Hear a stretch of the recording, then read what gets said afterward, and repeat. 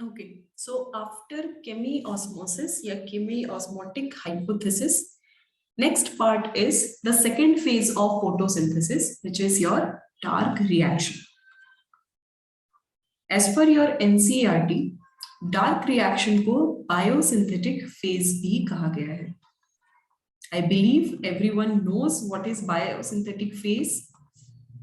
Especially Yes, I ma'am. emphasized जब आपको ये चीज पढ़ाई थी, आपको स्पेसिफिकली बताया था अबाउट बायोसिंथेटिक फेज. यानी Yes, ma'am.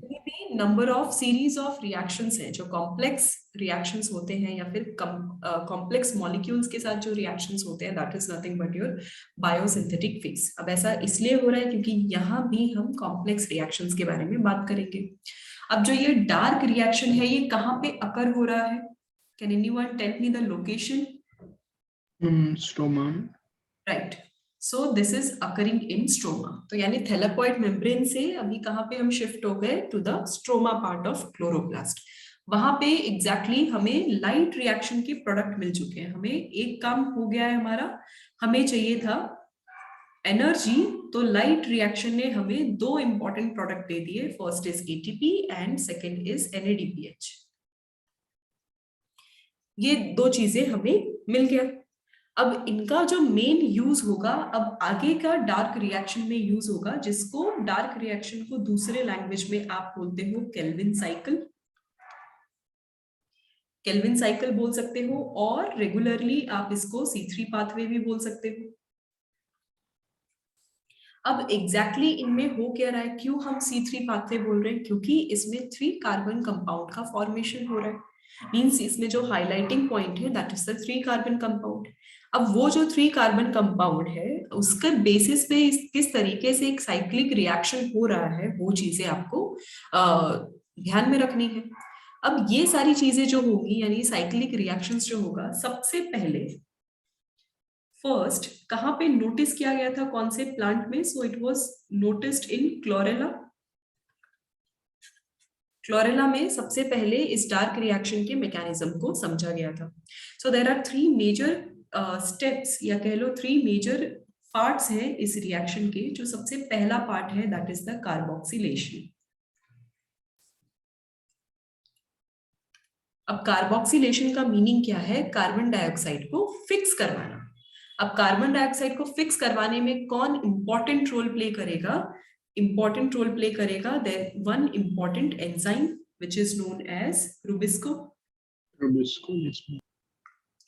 अभी रुबिस्को एक्चुअली क्या कर रहा है? CO2 प्लस एक 5 कार्बन कंपाउंड है, दैट इज RUBP, उसके साथ रिएक्ट करवा रहा है. RUBP का फुल फॉर्म है ribulose 1,5 bisphosphate. Ribulose sugar, it is a 5 carbon compound. तो यहाँ पे आपको 5 कार्बन कंपाउंड मिला, और एक CO2 है, इनके साथ रिएक्ट करवाना है, और यहाँ पे इस्तेमाल हो रहा है रुबिस्को. अब यहाँ पे अब क्या होगा? ये 5 कार्बन कंपाउंड और ये 1 कार्बन कंपाउंड आइडियली कितने हो गए? You got total 6 carbon compound. तो जो प्रोडक्ट, इंटरमीडिएट प्रोडक्ट जो मिलता है, वो कीटो एसिड होता है. बट जो फाइनल प्रोडक्ट आपको मिलेगा, that is the phosphoglyceric acid. 2,3 phosphoglyceric acid, not 2 means 2 molecules of phosphoglyceric acid. Means आप शॉर्ट फॉर्म इसको PGA भी बोल सकते हो. तो आपको 2 मॉलिक्यूल्स मिल गए PGA के, phosphoglyceric acid. This is the main 3 carbon compound जो कि पहले कार्बोक्सिलेशन रिएक्शंस की वजह से मिलेगा. That is your first part. अब इतना होने के बाद क्या करना है? सेकेंड पार्ट जिस पे ध्यान देना है, that is the reduction reaction.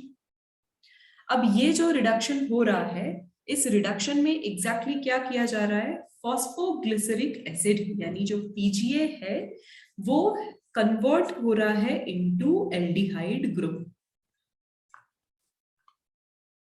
Aldehyde group में कन्वर्ट होकर देन फ्यूचर में ये बनवा रहा है carbohydrate. And while doing everything, यहाँ पे यूज क्या होगा? यहाँ पे यूज होगा ATP, यहाँ पे यूज होगा NADPH. It is getting used, क्योंकि एनर्जी चाहिए, कोई चीज को बनाना है तो एनर्जी चाहिए, ब्रेक करना है तो एनर्जी रिलीज हो जाएगी। सो अब एनर्जी चाहिए तो उसे एट द एंड हम क्या करवा रहे हैं, कार्बोहाइड्रेट कंपाउंड्स बनवा रहे हैं, यानी बहुत सारे पीजीएस को हम असेंबल कर रहे हैं, साथ में उनके इंटरमीडिएट कंपाउंड्स बना रहे हैं, एंड एट द एंड हम ग्लूकोज बनवा रहे हैं। अब ये चीज तो बन गई, ग्लूकोज बन गया, देन थर्ड पार्ट जो रह जाता है that is the regeneration. Regeneration मतलब साइकिल है, तो शुरुआत साइकिल की हुई थी कार्बन डाइऑक्साइड से, तो regeneration of nothing but CO2, आपको वापस से CO2 चाहिए। तो अगर साइक्लिक फॉर्म में मैं अगर इसको लिखने की कोशिश करूं, सो शुरुआत हुई RUPP से, यहां पे CO2 ऐड हुआ, CO2 ऐड हुआ तो आपको मिल गया 3-फॉस्फोग्लिसरिक एसिड, देन उसका रिडक्शन प्रोसेस हुआ तो आपको मिल गया triose phosphate, that is nothing but one of the starch form. Triose phosphate means starch content आपको मिल गया। अब ये स्टार्च मिलने के बाद इनका रीजनरेशन करवाया गया। सो यहाँ पे कहाँ एनर्जी हुई, यूज हुआ, रिडक्शन प्रोसेस में एनर्जी यूज हुआ, एंड देन रीजनरेशन के टाइम पे फिर से एनर्जी को यूज किया गया। सो ये दो चीजें हैं, मतलब जब ये वापस से RUBP बना रहे हो तो यहाँ पे CO2 को रिलीज करवा रहे हो। सो ये साइकिल है, जैसा था वैसा उसी फॉर्म में हम वापस लेकर आ रहे हैं, और CO2 यानी जो कंपाउंड इनिशियली था वही कंपाउंड एंड में हमें रिलीज करवाना है, that is your cyclic reaction, ताकि वो CO2 फिर से दूसरे RUBP के साथ कंबाइन होके आगे का साइकिल कंप्लीट करे। सो दिस होल प्रोसेस, ये जो पूरा का पूरा प्रोसेस है, इसी को हम C3 पाथवे बोलते हैं, because it is always around this molecule, 3 carbon compound molecule, that's why C3, and discovered by Calvin, so इसीलिए केल्विन साइकिल। एंड क्योंकि ये लाइट इंडिपेंडेंट रिएक्शन है, दैट्स व्हाई डार्क रिएक्शन। इतनी बात सबको समझ में आई?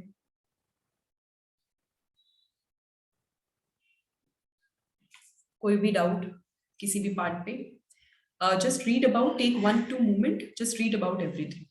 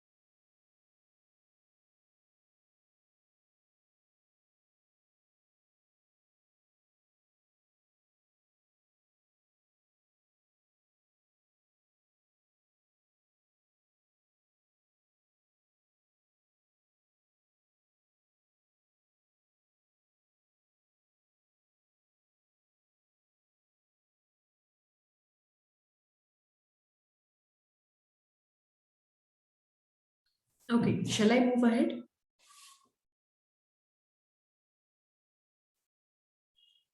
Yes. Let's discuss one more type of pathway associated with C3 pathway, that is the C4 pathway. ये adaptation है कुछ plants का। ये क्यों अडेप्ट किया गया? ये इसीलिए अडेप्ट किया गया ताकि हायर टेम्परेचर पे, और अगर लोअर ह्यूमिडिटी है, लोअर वाटर अवेलेबिलिटी है, तो वहां भी प्लांट प्रॉपरली अपना सर्वाइवल कर सके। That is their food preparation और ग्लूकोज फॉर्मेशन, वो हो सके तो कुछ प्लांट्स ने अपना अडेप्टेशन किया, तो वो C3 की बजाय एक और इंटरमीडिएट स्टेप ले लेते हैं, यानी एक्स्ट्रा कार्बोक्सिलेशन करवाते हैं, C4 पाथवे करवाते हैं. So that is the evolutionary adaptation. It is the evolutionary adaptation of plants. अब अगर ऐसी चीज हो रही है, C4 पाथवे एग्जैक्टली हो रहा है, मतलब यहाँ पे भी 4 कार्बन कंपाउंड बेस्ड जो ऑर्गेनिक मॉलिक्यूल है या फिर हाइड्रोकार्बन है, उसी के अराउंड सब कुछ रिवॉल्व करना है. Okay students, give me 1 minute. I am getting one important call.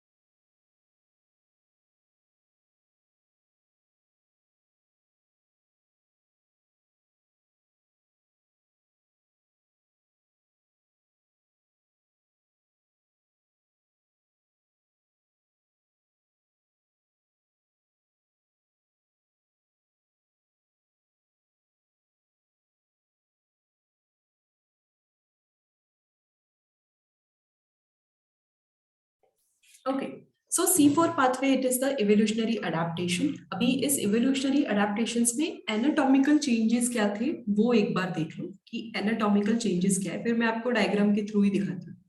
Anatomical changes में 2 वर्ड्स मैं लूंगी, आप बताना याद आ रहा है या नहीं. फर्स्ट इज vascular bundle, क्योंकि एनाटॉमी में भी पढ़ा है, ऑलरेडी इस चैप्टर में फिर से पढ़ रखा है. एंड दूसरा है bundle sheath. Then there is one more word, third word, mesophyll. ये तीनों ही वर्ड्स याद आ रहे हैं. What are they?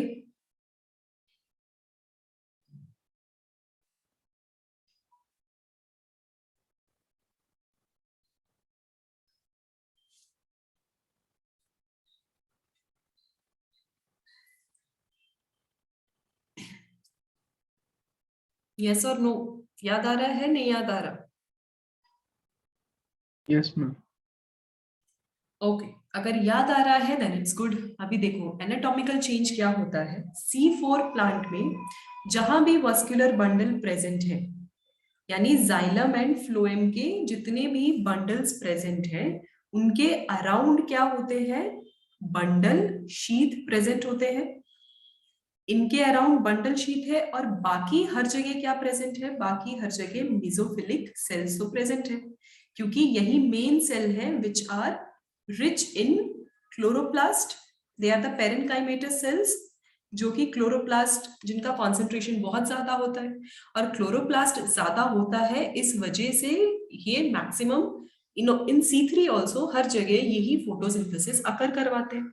C4 में बस एक्टिव कौन रहते हैं, बंडल शीथ. वो वस्कुलर टिश्यूज के अराउंड क्या है, अपना सराउंडिंग बना के रखते हैं. They are bundle sheath. This is mesophyll and this is vascular cambium या वस्कुलर बंडल बोल लो, नॉट कैम्बियम, वस्कुलर बंडल. तो ये आपका एनाटॉमिकल अरेंजमेंट. अब यहाँ पे ध्यान से देखो कि ये बंडल शीट अरेंज्ड कैसे है, रिंग लाइक स्ट्रक्चर. तो इस एनाटॉमी को आप क्या बोलोगे, क्रांस एनाटॉमी बोल सकते हो. क्रांस एनाटॉमी का मीनिंग भी बताया था, रिंग लाइक स्ट्रक्चर.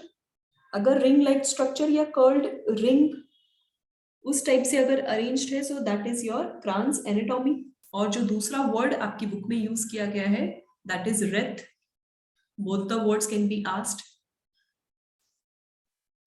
ये आपको C3 प्लांट में नहीं मिलेगा, ये ऐसी चीज आपको C4 प्लांट्स में ही मिलेगा. अब यहाँ पे हो क्या रहा है, अब यहाँ पे हो ये रहा है कि मेसोफिल जो है, जो नॉट मेसोफिल, पहले बंडल शीट को लेते हैं. बंडल शीट जो है पहले C3 पाथवे कैरी फॉरवर्ड करवा रहे हैं, यानी आपका कार्बोक्सिलेशन, रिडक्शन, रीजनरेशन, ये तीनों चीजें बंडल शीट में हो रही है।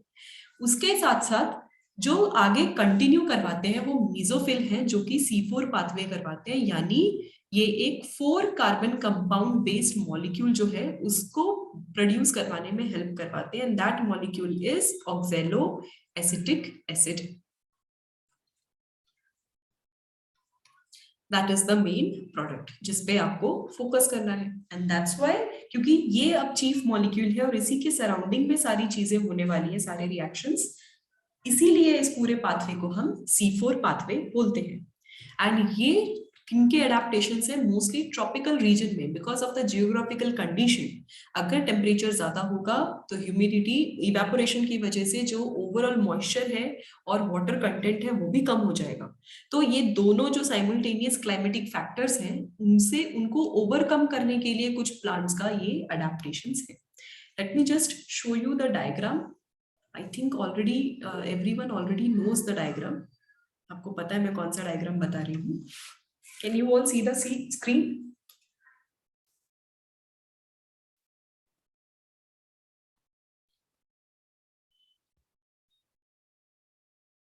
Okay, we have to discuss this diagram.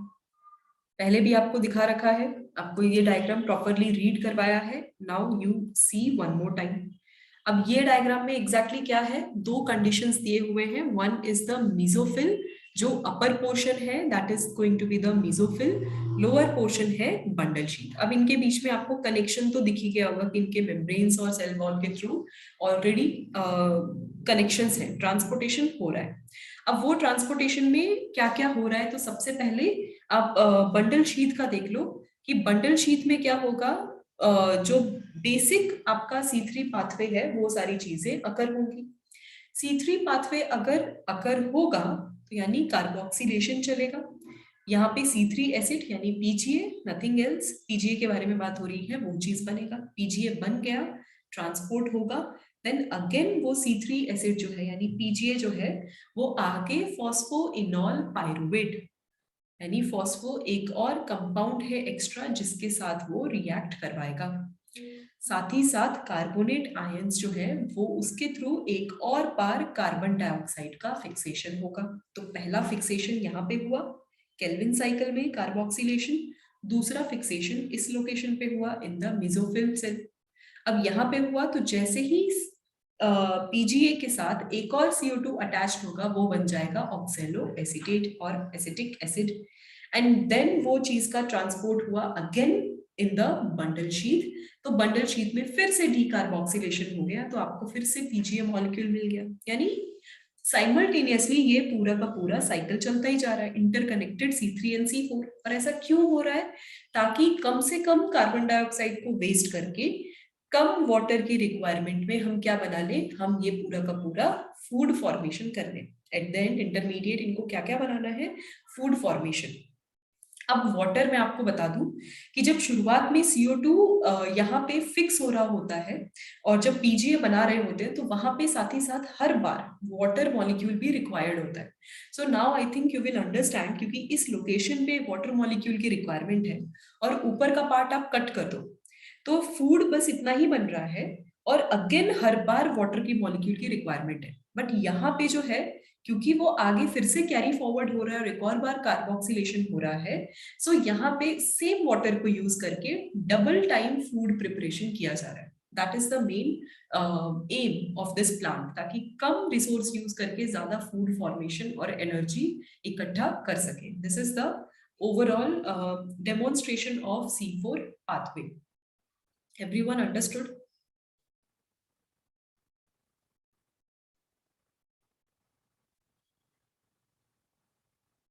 जैसे C3 पाथवे केल्विन साइकिल है, यहाँ पे नाम देख लो। अगर ये नाम आपको दिख रहे हैं HN स्लैक, ये pathway, so don't be confused अगर फ्यूचर में MCQ में ये नाम पूछ के और आपसे पूछे कि किनके बारे में डेमोन्स्ट्रेशन हो रहा है। So this is the combined representation of both C3 and C4 pathway. समझ में आया या कोई भी डाउट कहीं भी?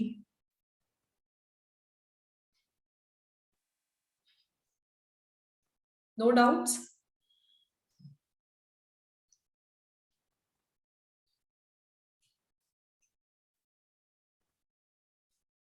यस और नो?